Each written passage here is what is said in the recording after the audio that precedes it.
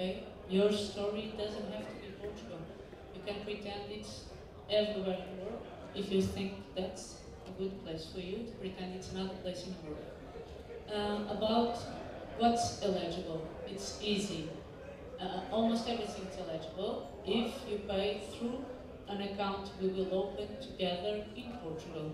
Okay, to get to the 500,000. Okay, you can pay tickets, the flights, if you pay through our account. Your Indian cast, your hero and heroine, if you want to pay through Portugal, it's eligible too.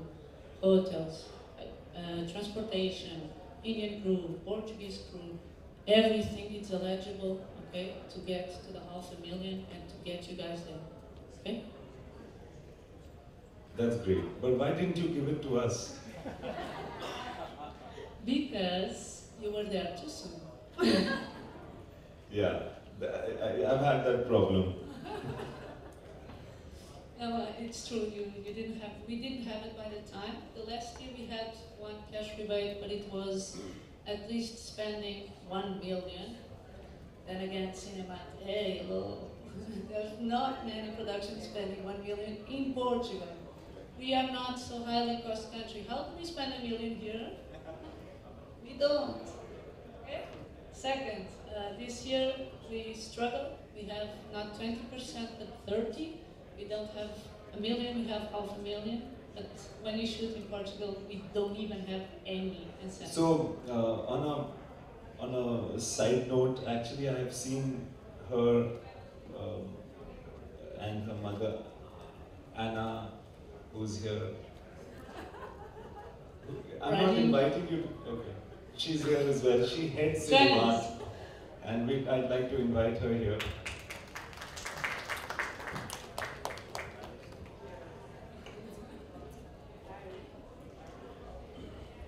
So, she's the boss of Cinemat. It's a company of, it's a family-run organization largely, and we have these beautiful ladies all looking similar to each other, working in this organization. So, what made the government actually listen to you? I know that you have negotiated with them and tried to get this rebate, but what are the things that you said that convinced them to give film producers rebate? Yes, I think we need to make easy. And our government and tourism board normally complicated so much. And film industry, we need these things for yesterday, not for tomorrow. And that's the big problem between production and government. That's why we need 1 year to explain our government. We need to be fast and easy. We learn, for example, with Imtiiaz, because in Europe, and I am a producer, I know it's easy for us because we know the procedures, we know everything. But they arrive at Lisbon, they make, for example, 14 hours with 30 people, not with 12 people like us, because we trust each other. We know we have different ways to get the things, and we need to learn with them, because we want to work with them, because they work differently. For example, for my experience, a grip man in Portugal, we use 3. And we take 30 minutes to put everything together, to have a crane. They come with 4 people, but they need 2 minutes. It's differently, of course, but it's a way to do it and do the same work. Then what we try to do is make easy the things. That's why we think now we have not everything, because we only have 30%, but we try to make easy the application, because all of cash rebates of euros need text culture test. It's difficult for a Indian production to go for 30 points of the culture test.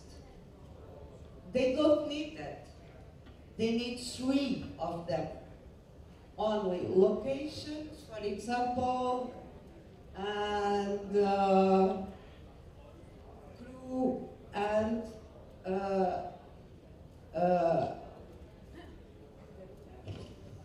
Denise take my arm.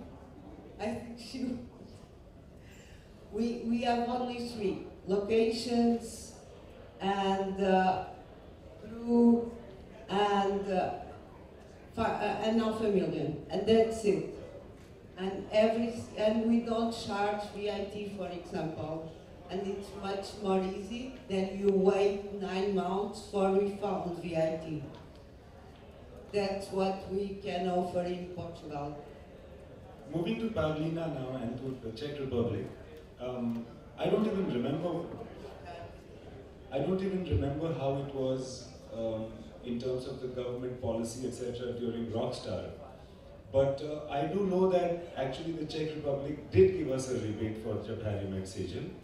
And can you tell us what the structure is now with the government? Yeah. Well, basically we offer incentives since 2010, and it's 20%. That's a fixed cash rebate that you get. That means on the Czech spend on anything that you spend on your film, including post-production in the Czech Republic.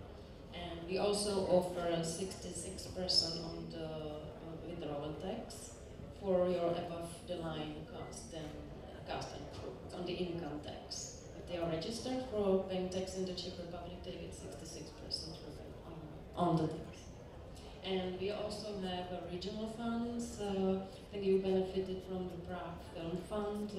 Your film, Jab Harry Met Sejal. Yes, got $200,000 of that fund.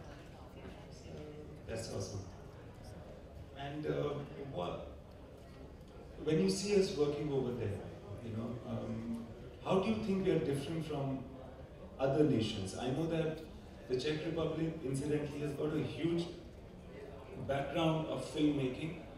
One of my favorite filmmakers, Milos Forman, is actually from the Czech Republic, and he studied at FAMU, which remains one of the best institutes of filmmaking in the world. So I know that the Czech understand cinema much better than many filmmaking nations.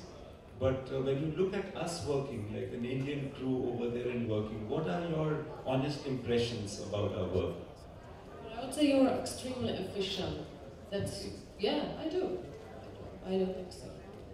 Well, I think that's probably says it all. I mean, we have never had problems. If you would ask about problems, no, you're extremely efficient, and I think you work very well with the Czech crews as well. Because you're really nice people, you're naturally nice people. I'm not saying that their nations were not but somehow there's a synergy. In the end, when they work with Czechs, there is a certain synergy. It works well. I have never had any problems or complaints. And what are your impressions of the Indian crew? All the Indian crew? Efficient for sure. And, you think so? That's a very good compliment to us. If both of you are saying that, I feel really good about this. I'm talking about your experience. I have others that were more complicated, but that was yesterday talking. No, we are talking about Indians. We're not talking about only my crew. Communication, language. It's a problem? It is. I had a South Indian movie that I love to do. It was headed again, 47 days shooting. Non-stop. We stopped one day for rain because they shot in November and December in Portugal. It's winter time. So it was 2 days of rain. One we changed for the inside location, and the other one we were not able to shoot. But the problem is communication for me the most, because many of the member crews, the junior ones, the trainees, they don't speak English. And if you want to give directions to the people, if you need to provide something to them, if you need to take them shopping and you don't understand what are their needs, you're not able to provide. That is my main problem and difficulty. With your crew, I didn't find it, because even when you are having discussions, internal discussions in means of departments, that you don't need me to hear, you only speak English. And our team, they all speak English, so even when it's not our concern, we were hearing, and maybe if we can help you, we have a way to help that subject, we would interfere and say, hey, wait, we have something to give you. Some Indian crews, I don't know why, if it's the low wages, because they have a need to take 5 people to do one job.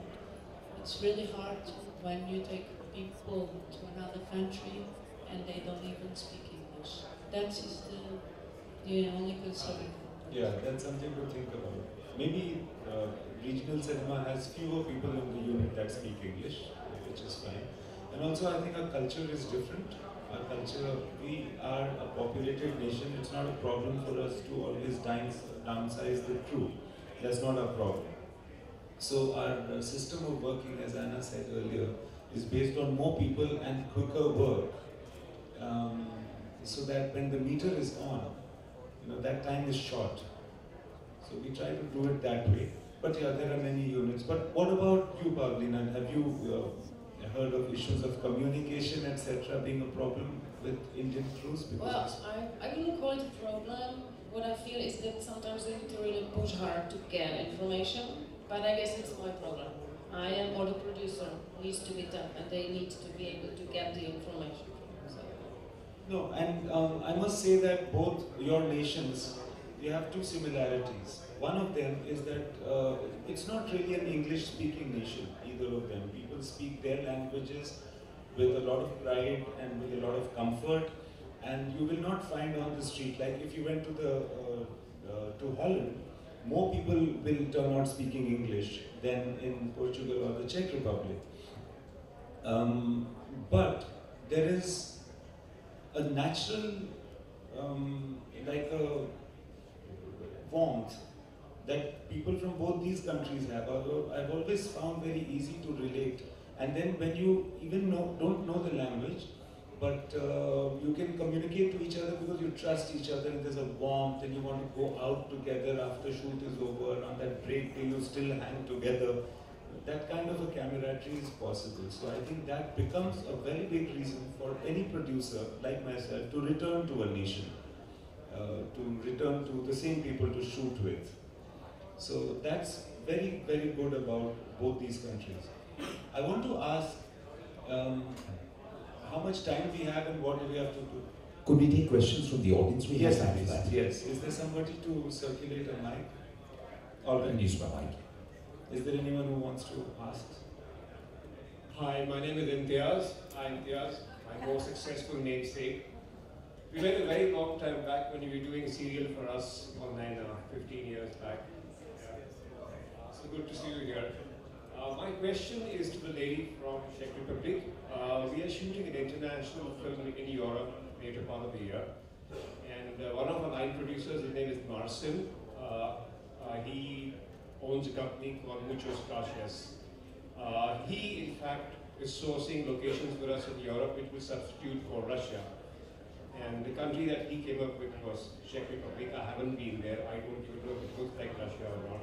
But I should be there in the next month and a half to check out the locations. So I have a couple of questions for you.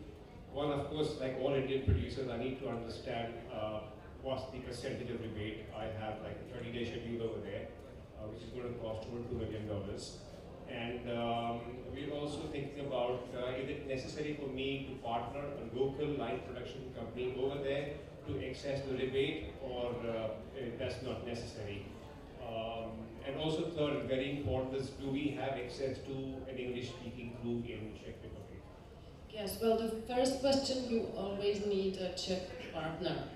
Service production company or a co-producer, but it has to be, the company needs to be registered in the Czech Republic for the tax. So you always need a Czech production company. Do I need to partner that company? That was my question. Do I need to open a joint account? Do I need to open a joint account with that company?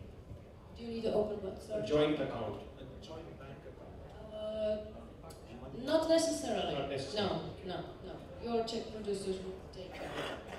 And your second question, I would say 99.9% of Czech crews speak English, because most of the international services we do are for Americans and UK, Germany as well.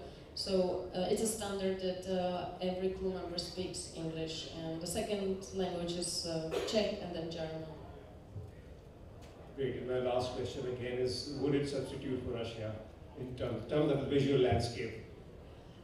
Depends what, but depends what and what historical period.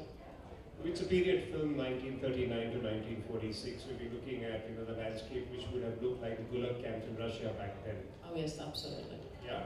I think that surely you will get.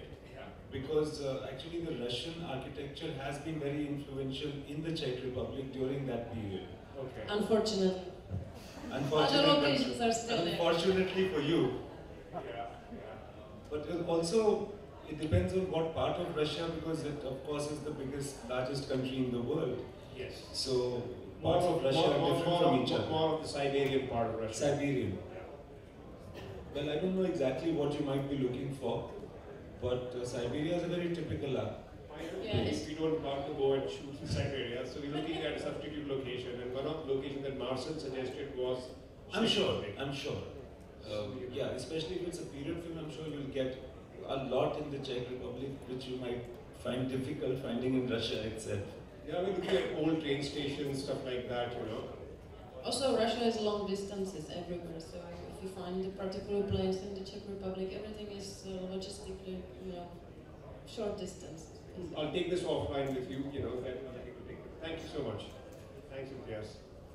Okay, any questions very specifically to Imtiiaz Ali, because he's here for a short while our guests do have booths No, outside. please, let's not do that. No, not at all, please. Hi, Imtiiaz. My question is, how do you freeze on a location? While writing the script, you have a location in mind, or you write the script and then you decide where to place it? I'll give you examples of both these countries because these beautiful ladies are with us. The Czech Republic. I had that in my mind when I was writing, and I had no idea, except for the fact that I'd read in history that during the Second World War, when Europe was facing death and destruction, cities were getting torn down. The only city that survived kind of unharmed, mostly unharmed, where all the buildings still stand the way they were before the Second World War, is in fact Prague. And while in the other cities, most of the capital cities of Europe, the buildings have been made as a replica of what existed before the bombings, because most of these cities were destroyed. But the Czech Republic, it so happened, because the transfer of forces was such during that time, that the buildings survived. And so therefore they look different and magnificent in the Czech Republic. So the buildings are actually what they were in the early 1900s, maybe even before that. So it gives a different kind of feeling. So I had that knowledge in mind. And then I was writing, I'd seen some pictures, and I wanted it to be a place which is not a regular tourist destination. I wanted it to be a little strange also in some way to Indians, in the way that we knew Paris, we knew London, we knew Berlin perhaps, but not Prague. So we wanted it to be, so I wrote it, and when I landed up there I realized that that's exactly what I was looking for, because Prague also has a, let's say, a beautiful dark side, which I was looking for that film. There's a lot of darkness in very beautiful ways in the architecture. So that was Prague for me. Portugal as well, I had in mind. In fact,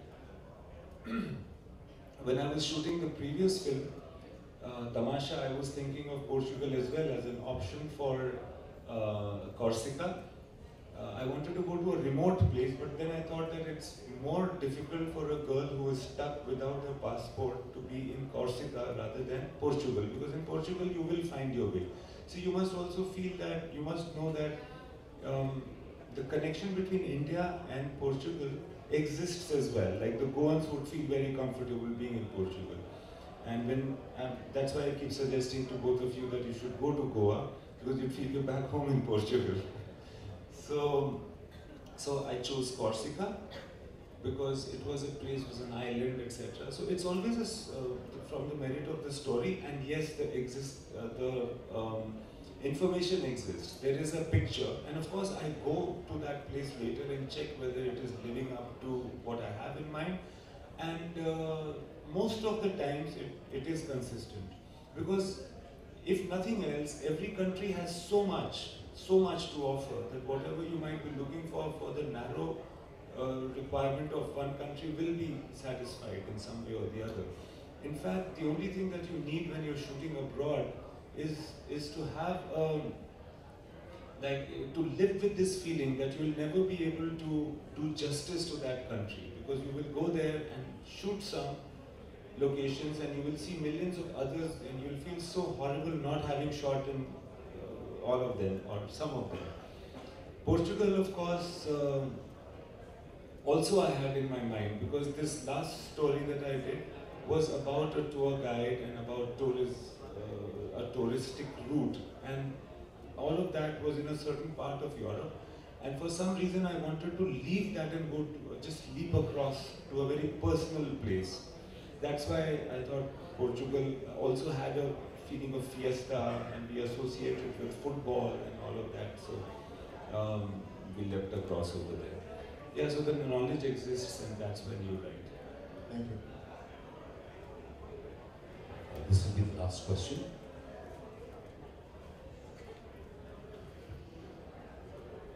Hi, Imtiiaz. Let's come back to India now. Any plans for Indian location? Oh yes, yeah. In all probability, if I do the film that I'm planning to do now, it's all in India. Good.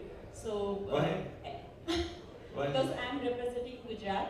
Oh, nice. And we met in Goa, if you remember. So you had a very lovely stall there. yes, yeah, very lovely locations as well we do have. So we are looking forward for your next film in Gujarat. Hopefully. Thank you. Okay, we can still take a quick question if anybody has a question. Any concerns with the shooting permissions, etc.? We'll give you a mic, sir. I know that you've been shooting in various places, including Delhi. And based on your feedback, we have been updating, trying to improve, taking fresh initiatives, and so on. So I just wanted to know that you have any still concerns in mind, which you feel that before you shoot your next film could be addressed to whatever extent. Every place you go to shoot, including places in India, and definitely the ones abroad, have different ways of working, and not only that, it has this way of working, you must understand, is based on the nature of the people who live there. Like the Indian way of working, if they look at it, will be consistent to the Indian character of people. Similarly, if I look at Portugal and their way of working, the way the town hall operates, it's very Portuguese. It's not like the Czech Republic. At most of these places, the reason to go really, I mean, for me, I'm a director, so I will speak from that point of view. The reason to go is not that the rebate is the best. The reason to go is that the story calls you to go there, because so once you go there, you will not go to an antagonistic situation place. You will not go to a place where people don't cooperate or where systems don't cooperate, of course. But at every place you go, there are some things that come as a little bit of a problem, either to a producer or the director. But in my experience, going to any place, it's not a big problem. You know, and as long as you have this very basic thing which we must understand, that we are not an exacting or a scientific industry. You know, we are a very human-related industry. We are a very interactive industry. We need to talk to people who can understand us, and we understand them, and work a system out. We are also not doing anything surgical or constructing a bridge, etc. There are ways to getting around it. There is a certain warmth that is required, a deeper understanding really. And that, there are issues. When we were shooting in Portugal, we troubled them so much because we work in our own way, that I was being whimsical, I was trying to be friendly to these ladies here and to the others, somehow getting them to my side so that I could change my plans. And because, you know, when you start shooting at a place, because what happens is that you go there on a recce, then when you go back there, you spend more time, you see new places. What are you going to do? You're going to say, okay, no, I'm going to shoot in my old places, which, am I going to just forego all the knowledge that I have freshly of this place because I've stayed here for the first time for, let's say, a month? No, you're not going to do that. What you're going to do is to say, hey, you want to come out for a drink with me? Let's just talk, and you know, I'm really interested. Oh, that place is nice. Can I shoot here? Let's try. She won't know that actually I went there last night with my crew and wanted to shoot there instead of the location that the town hall has done already. These things happen. But the fact is that if I've had that with the Czech people so much that they don't, now when Pavel is my friend, and Jan and everybody, and Martin. So when I went for the recce for this film, and I said, I've finally decided this is the location I'm going to shoot that scene in, that is the location I'm going to shoot that. So Pavel will say, can you tell me this a few days later? I'm not in a hurry. I'm not in a hurry, take your time. I said, no, I'm telling you right now. He said, yeah, we've heard that before. Please tell me, like, on Thursday, okay? So he's not even taking me seriously anymore. But the fact is that it's this warmth or this desire to make a film. If you're interested in doing something creative or interesting and making a film look nicer, get a better visual in, etc., that is when you become helpful as a country and as a system. What I actually meant was that... I'm sorry, I said something else. No, it's okay. So, I was basically trying to take your views while you were shooting experience within India. Achha, within India. I represent Delhi. Yes, in Delhi, actually... So, what I wanted to tell you was that we are collectively working to make it a shooting-friendly destination, in a way. And the challenge before all of us is that the perception of people needs to be changed to whatever extent possible. That it's not a shooting-friendly place.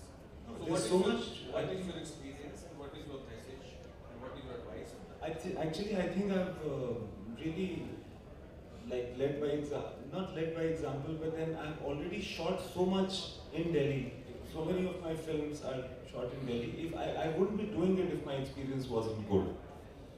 And not only me, I think there are so many producers and movies that are shooting there now in Delhi.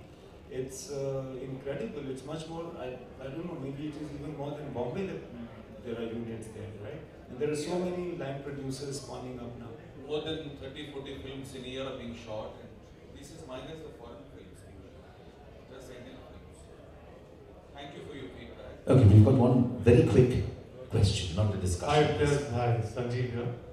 Just want to know how much are you a producer's director? In the sense, does the producer give you a leeway of going wherever you want to go and recce the place, and then come back and you tell him that, okay, this is the place I've identified, but then when you've gone there, you say, no, I don't think this, but this. Yeah, there's always a negotiation. I try to be reasonable. But I also try to work with those people that want to make good cinema.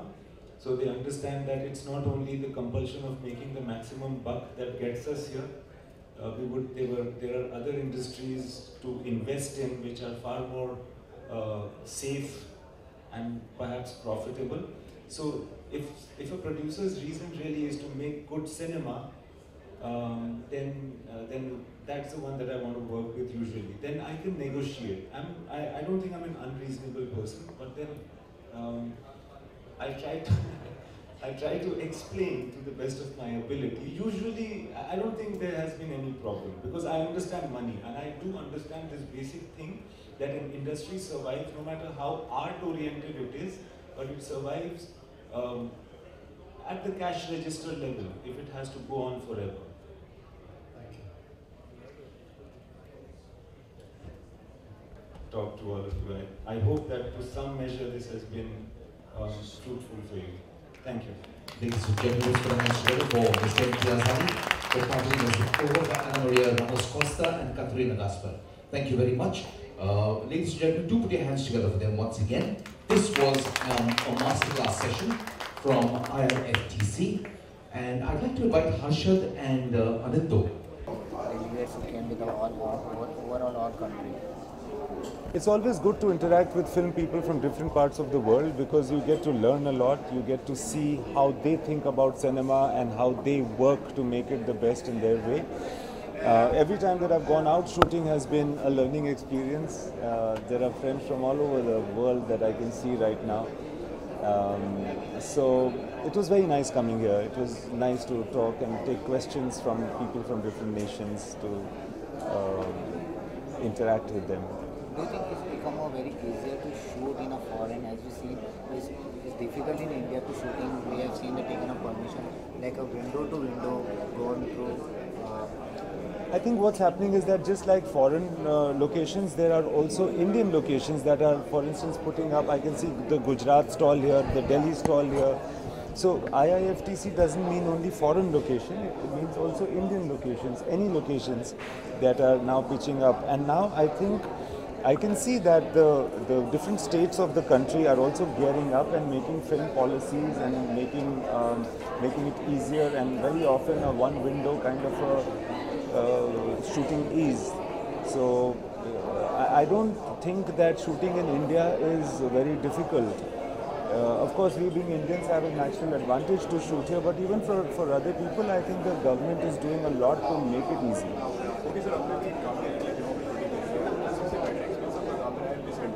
मुझे यार बहुत सारी country में बड़ा अच्छा experience रहा है shoot करने का. एक तो चेक रिपब्लिक यानी प्राग में बहुत अच्छा रहा है, पोर्चुगल में बहुत अच्छा रहा है. अभी जो मैंने सेशन किया उसमें पोर्चुगल और प्राग के लोग मेरे साथ इस सेशन में थे. कॉर्सिका में बहुत अच्छा ही रहा है. और दिल्ली में मैं बहुत शूट करता हूँ, गुजरात में कभी किया नहीं है, तो ये लोग मुझसे पूछ रहे थे. कश्मीर में बहुत अच्छा लगता है शूट करके. तो हिंदुस्तान के अंदर भी बहुत सारी जगह हैं और हिंदुस्तान के बाहर भी. सबसे डिफिकल्ट कौन सी कंट्री होती है जहाँ पे शूट करना मुश्किल हो जाता है? शूट करना मुश्किल वैसी जगहों पे होता है जहाँ जो जगह ना ब्यूरोक्रेटिक होती हैं, जहाँ पे लोग पॉजिटिव नहीं होते. ऐसा एक्सपीरियंस कभी हम लोगों को ज़्यादा हुआ नहीं है, बिकॉज अगर ऐसा होता है ना कि अगर एक आदमी मान लो कि गवर्नमेंट का कोई एजेंसी है जो कोऑपरेट नहीं कर रही है, तो हम लोग लाइन प्रोड्यूसर को पकड़ते हैं कि तुम हमको हेल्प कर दो, तो वो कर देते हैं. हम लोगों ने जापान में शूट किया है, मेरा एक दोस्त यहाँ खड़ा है जापान से. Ultimately everybody has a basic, these are all nations where film shooting anyway happens, so these are all places where one way or the other it works. So sometimes if it doesn't work through the bureaucratic setup of the government, like in England it is difficult like that, but the friends that you're working with in the unit, like the line producers, etc., they help you out to get around a certain system, you know, so it's like that. So you also planning for the shoot in a foreign for your upcoming project like Laila? No, my Laila Majnu is a film that I have not done. It's like Laila Majnu is directed by by Sajid, and so that is all shot in Kashmir, entirely shot in Kashmir. There is no foreign location in it. So shoot is completed and still there? Yes, shoot is completed. So do you think IAFTC is giving some kind of benefit because this is the second year of it? Second year of IFTC, yes, it is giving. I think it has grown to a much larger size And I'm very, very happy to see Indian participation in it as well. And also the participation of many countries like Sweden and Norway and Greece, I'm seeing over here, which was perhaps not the case, if I remember correct, the last time. So I think it has grown in size and stature and it's becoming more influential in filmmaking in India.